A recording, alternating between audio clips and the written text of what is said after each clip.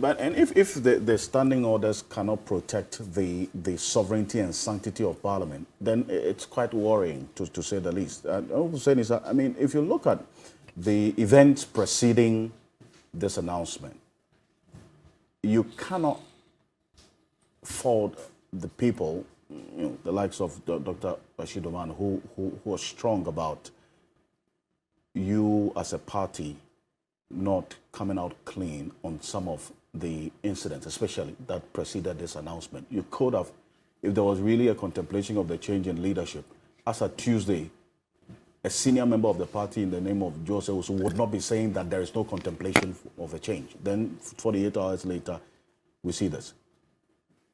Alfred, before I even come to you, I want to pay homage to our venerable leader, Honorable Osei Kyei. This is a man who has been in the saddle as a leader of the caucus in the last four parliaments. As well, yes, in the last four parliaments. Yes. Right from when we were in opposition, 8 years he was a minority leader and transitioned into a majority leader.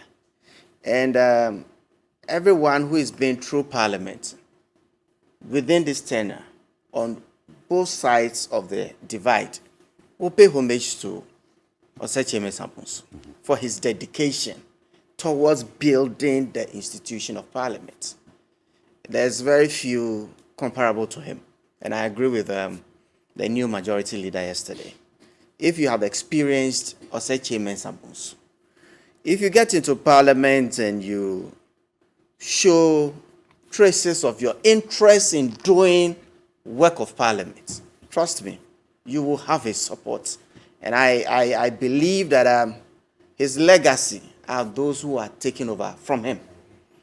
The likes of Honorable Afenyo Markin and Odombre are direct beneficiaries of the sort of opportunities Honorable Osei Kyei will create for you once you show interest in the work of parliament, and many, many, many more, myself included, the likes of Okoboy.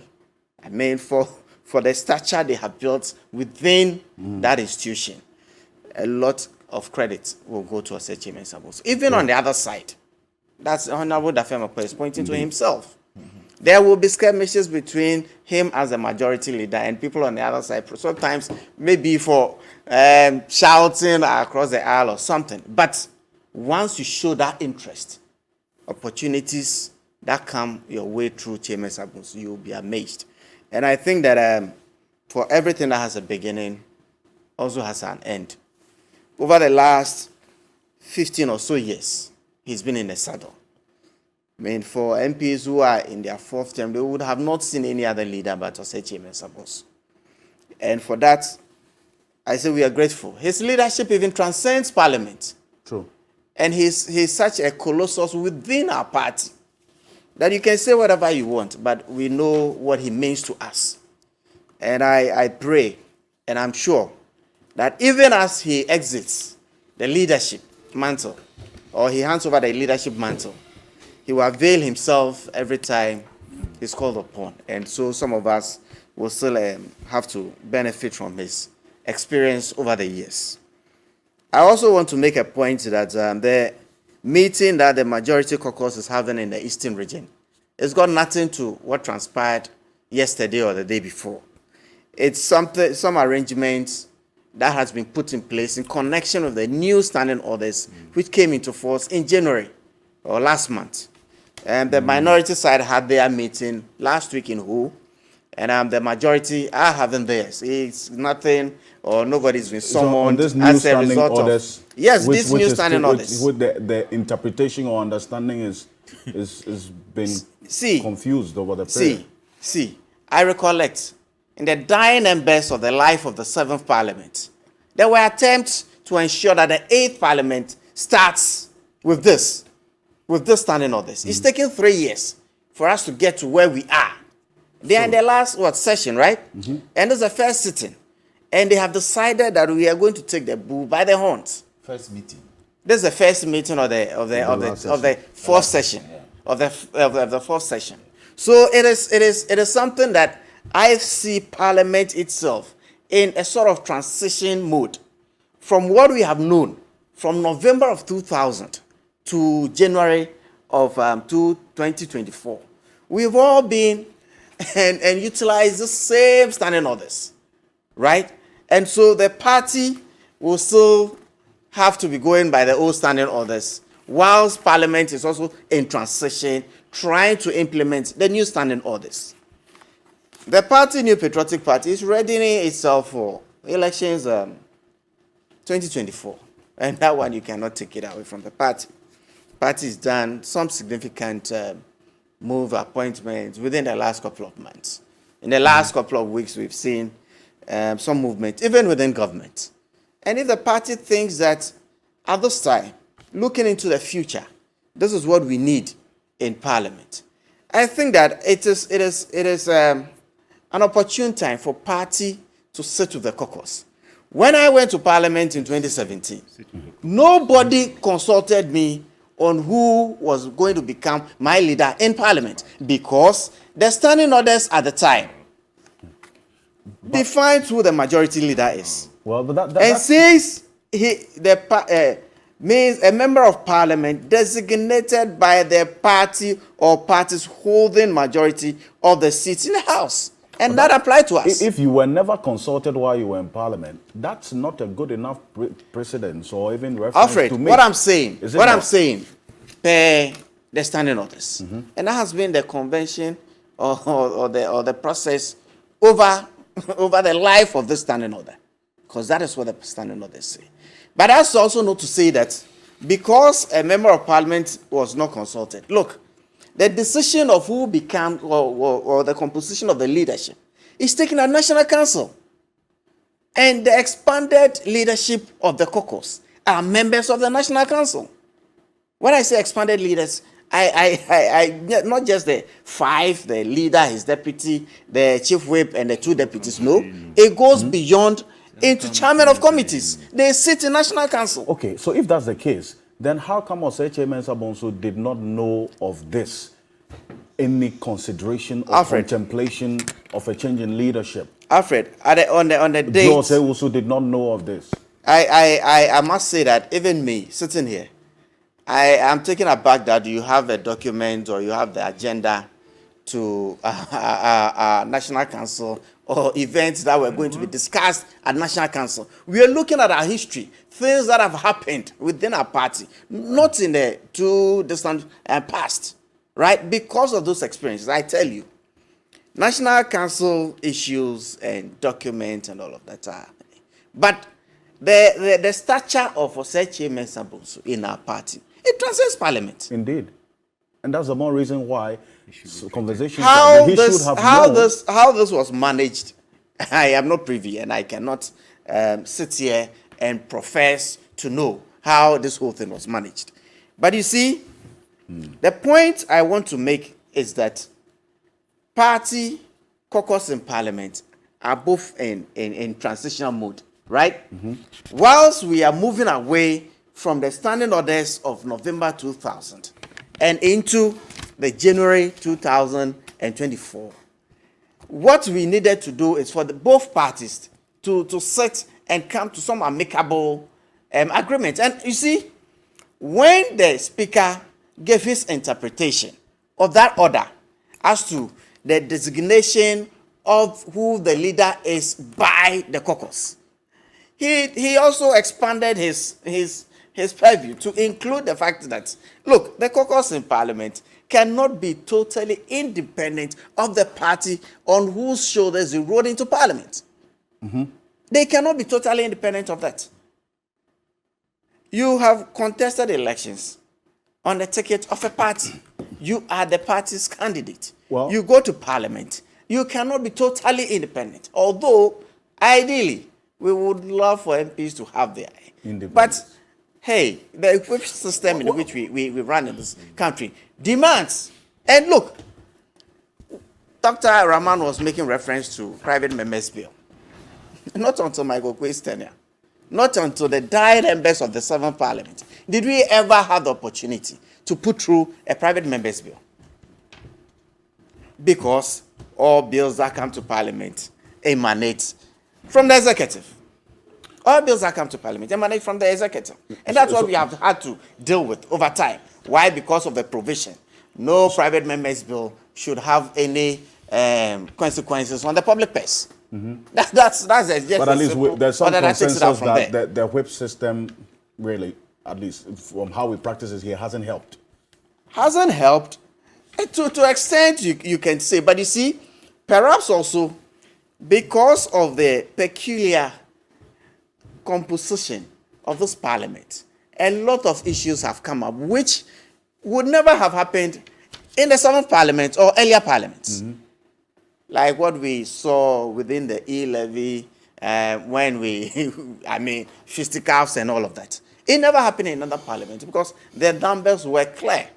When, I mean, you look at the 7th parliament, we voted on very, very few. We actually cast ballots within parliament on about 3 or 4 occasions throughout the life of the parliament because of the numbers. However, if you look at the current composition, 137 and then 137 plus 1, it has brought up a lot of things. Typically, whether or not a presiding deputy speaker has a vote when it comes to counting. I mean, we've moved on. And for me, I think that it's also the evolution of the institution of parliament, which I totally support. Having had the privilege of being in that institution, I am a total supporter of the institution of parliament. And I think that, look, for us Ghanaians to enjoy, and I keep saying, the benefit of this democratic dispensation that we have selected, one of the things that we need to do is to strengthen the institution of parliament and make parliament more independent. That is clear. And that is what this new standing orders is seeking to do. But even giving the power or some sort of influence in the selection of the leadership of the caucus. If you look at what happened to the NDC at the time, we're using the old standing orders. And so the caucus itself did not have a lot of say in the selection of their leadership. Albeit I have been aware that even before we got into the 7th parliament, NDC had some, the members of parliament of the NDC had some input into who became there. On our side, it wasn't like that. Right? So this whole thing of whether Osei Kyei was pushed, whether he was not pushed, look, I think that the caucus and the party have come to some agreement. We have transitioned from the leadership led by Osei Kyei. I mean, he is done marvelously well. I mean, across the aisle, everybody will acknowledge his contribution towards that institution. We have transitioned from the leadership of Osei Kyei into the leadership of Afenyo Markin. And so we should look forward. I mean, but what was said, what was not said, the timing of that, and all of that, I personally would have preferred that we didn't go through all that route. But people like Honorable Joe Wise, as we all call him, I mean, he's also an institution, very credible man. I mean, all of that. And he is entitled to his views. And I respect his views every time. But I think that, look, we have transitioned, and then we are looking forward. But in politics, timing is of the essence. Yeah. Okay, and you cannot take the decisions and analyze it without also contextualizing within the time. So, as a party, 10 months or less than 10 months to a crucial election. If you are going into a battle like this, you put your best foot forward, and that is with no disrespect to Alexander Afenyo Markin. You can have your best bet. I'm coming. You can have your best bet in Osei Kyei, so you not take a necessary gamble. Less than 10 months. What's the catch? What's the strategy in this in this change? See, not too long ago, the party itself, within the executive, there were movements. There were prominent ministers who had been at the helm of affairs for some as long as 7 years, some 7 years or more. I mean, there was movement within the executive. The party is readying itself into a very challenging elections ahead of us. We recognize that in the times in which we find ourselves, elections ahead of us is going to be, and the party is seeking to do what has not been done since 1993. So whatever it takes. I mean, people have been appointed into the executive. Okoboy has been appointed as Minister of Health. So this change for is 10 an months. election-winning strategy? I am saying that as a party, at every point in time. Look, if you don't evolve, if you don't change, if you just stay and you don't change with the times, I see. You entropy and you will die.